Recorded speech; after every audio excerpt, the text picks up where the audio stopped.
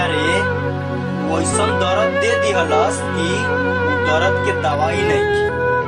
किया रे वैसन दर्द दे दिहलस कि उ दर्द के दवाई नहीं खे। जब से दिल तोड़ के गईल रमेशवा के तब से लौकत परछाई नहीं खे। लौकत परछाई नहीं खे। कबूतर हो जातनी देखे संदेशा यह पगली के लेके कि अब दर्द दिलवा में कितना लेके जियल जाई।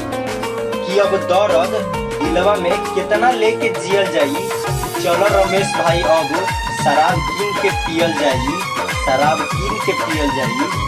अब बस कर रे पगली रहे रे दर्द ले मारी वो पगले सहे। कि अरे अरे अरे रुको भाई, वीडियो अच्छा लागल बा तो मर्दे लाइक कर दो। चैनल पर नया बार तो चैनल के सब्सक्राइब कर दो।